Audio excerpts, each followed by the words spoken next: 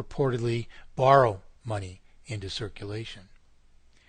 Of course, currently we know well that there is no way we can acquire money from the bank but by borrowing it, even as, in the beginning of its creation, it never existed before.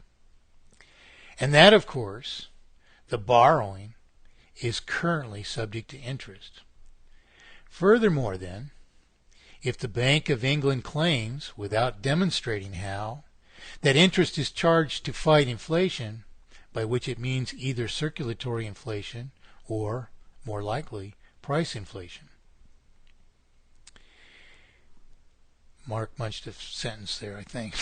But of course, if staving circulatory inflation were the issue, it would just limit the amount of additional borrowing above what would only maintain the vital circulation. So that itself pokes a hole in practically any answer that they might provide. They're in a pickle, And it's enough to warn them that they're dealing with people with competent, if not conclusive, irrefutable arguments.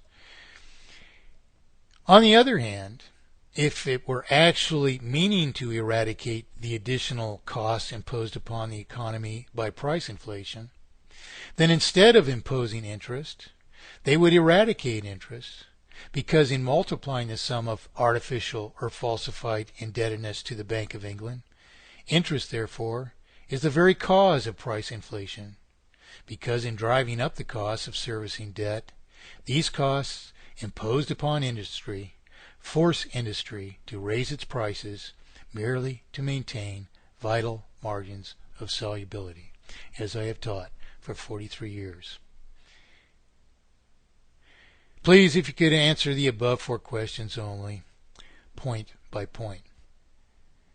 Now, Mr. Ben Norman, Deputy Secretary of the Bank of England then, purports to answer our questions on the 16th of May 2011 in a PDF file which you can download beneath the introductory letter introducing our 4 questions, which I just read from the URL that I provided earlier. So this is what his Mr. Ben Norman, Deputy Secretary of the Bank of England, has to say, purportedly answering our question. Dear Mark Lee of the Giles family, thank you for your email of 20th April in which you referred to a previous response from the Bank of the website whatdotheyknow.com about charging interest on money, and asked the Freedom of Information Act 2000, FOI Act. 1. What lawful consideration do you claim the Bank of England gives up when it creates money? 2. How then does the bank claim there is a debt to the bank? 3. What is the claim to interest then when the bank can do more than absorb the costs of merely publishing evidence of our promissory obligations, to each other? And 4. How is it possible even to maintain a vital circulation without accumulating inevitably terminal sums of debt? He purports to answer these questions as follows. 1. I'm going to read that question again. What lawful consideration do you claim the Bank of England gives up when it creates money? He purports that this is the answer. 1. Money performs various functions that are of benefit to its users. It acts as a store of value, as a medium of exchange, and as a common unit of account. End of answer. Does he mention that maldisposition dedicates ever more of every unit to servicing an ever-escalating sum of falsified indebtedness, which is why the entire world is in the trouble that it's in now? And if that exists, which we've asked him about, which he's not going to answer either, how is it possible then that the money that they issue, their obfuscation of the money, their changing of the money, how is it then that it performs these various functions that he says are of benefit to its users, when in fact That obfuscation of the currency can only dispossess us of all of our production to a few people such as Mr. Ben Norman himself, who produced nothing. How can it act as a store of value, as he's just said, when in fact ever more of every unit would be dedicated to servicing an ever-escalating sum of falsified debt to the bank? The question was, how do they claim that there is a lawful consideration given up which would equate to such a debt as the banking system claims? He hasn't answered the question. Not at all. He says that money acts as to benefit of its users as a medium of exchange. It can't be a medium of exchange. And as a common unit of account. Well, indeed it does, but that's not a benefit provided us to the bank. That's a benefit of any rational proposition of a currency. And, of course, that common unit is perpetually is mutated or morphed into something which serves us to an ever lesser degree by dispossessing us to an ever greater degree. So it's not just a common unit of account. So that's purportedly the answer of the Bank of England to our question, what lawful consideration do you claim the Bank of England gives up when it creates money? Did that answer the question? I'll read it again. Money performs various functions that are of benefit to its users. It acts as a store of value, as a medium of exchange, and as a common unit of account. All three, basically, are lies which don't serve us. Nor did he answer the question, what lawful consideration did he claim, or does the Bank of England claim, it gives up when it creates money? Not a mention of it. Totally skirted the question. Nothing but pure treasonous evasion. Then he groups both the second and the third question together in his next purported answer. Mind you now, you can download this very PDF provided by the Bank of England and Mr. Ben Norman, Deputy Secretary of the Bank. 2 and 3s claiming the answer together, assuming, based on the themes you raise in the paragraphs that follow your question, that these two questions relate to the Bank of England's implementation of monetary policy. Please see the explanation on our website, and it gives a URL.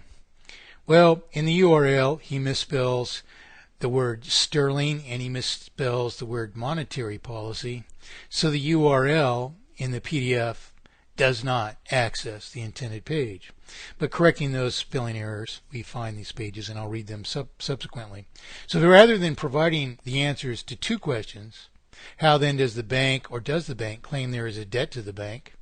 He claims that these URLs are going to answer that question, which is our second, and our third question as well, which is, what is the claim to interest then, when the bank can do no more than absorb the costs of merely publishing evidence of our promissory obligations to each other? As I have said, these amount to approximately $2 of cost for physical money, if physical money is issued, for every $100,000 of paper.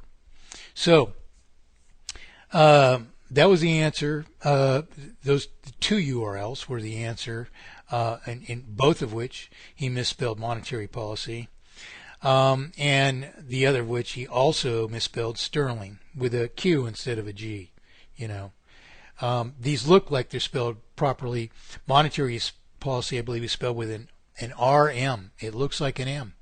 It's like somebody purposely obfuscated these URLs to look right. Then they won't turn up any pages, and what could they say? Well, we had a small error here or whatever. But that's purposeful. You didn't copy the links off a web page. Somebody manipulated those. But we go to the pages, we find the pages, and we'll read them and see if they indeed answer these questions. Then the fourth question, how is it possible even to maintain a vital circulation without accumulating inevitably terminal sums of debt? He purports to answer by this single sentence. The effectiveness of money's functions, including as a medium of exchange, which we have proven it is not, is maintained by the Bank of England, carrying out its responsibilities for monetary and financial stability. What stability? The world's on the brink of terminal collapse, unrecoverable terminal collapse, worldwide, global. What is the so-called financial stability? What is the responsibility? How is it achieved?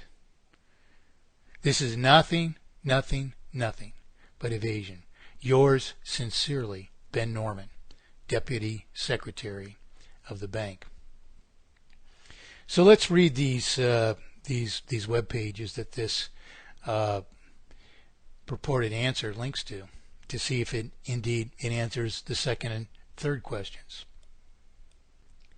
Okay, so our two questions again were, how then does the bank claim there is a debt to the bank? Well, of course we know that the bank does claim there is a debt to the bank.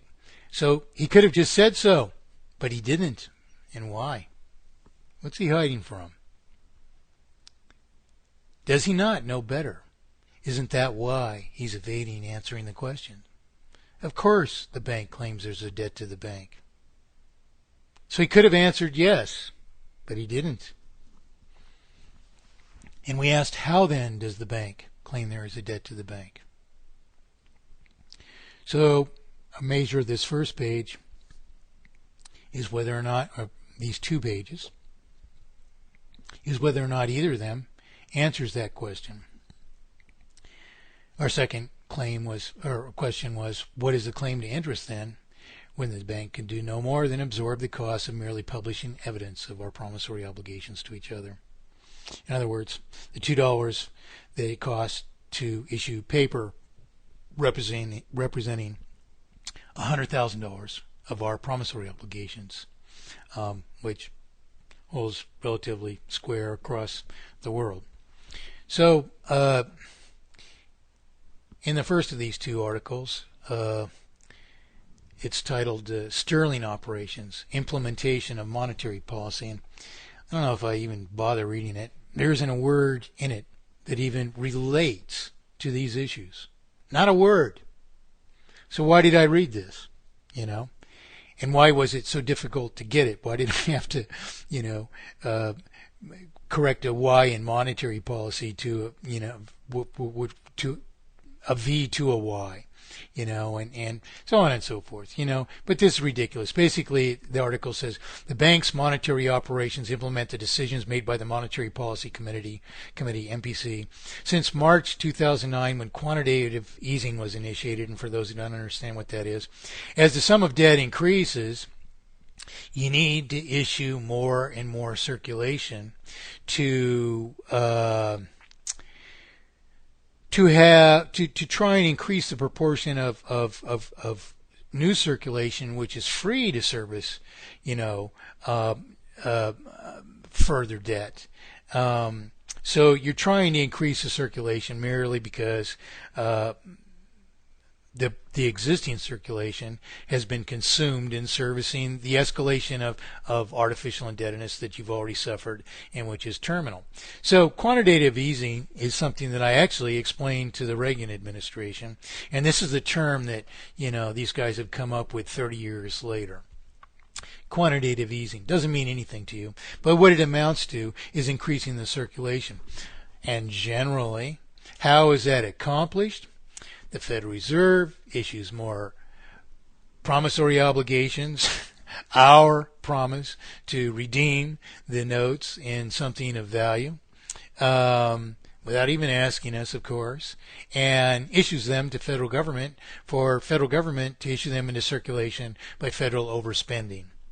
So all of these are crimes, further crimes against us, which not only don't solve the problem, but exacerbate it further, which is the very reason that we can't possibly, succeed in what they call austerity, because this increases the sum of terminal debt beyond an already sum of terminal debt, which terminal debt we can't even afford to service any longer, or federal debt would not be increasing. So all these things are obvious, and he's purporting to answer these questions here. So since quantitative easing was initiated, this has been involved both keeping not even good grammar, I don't think. Short-term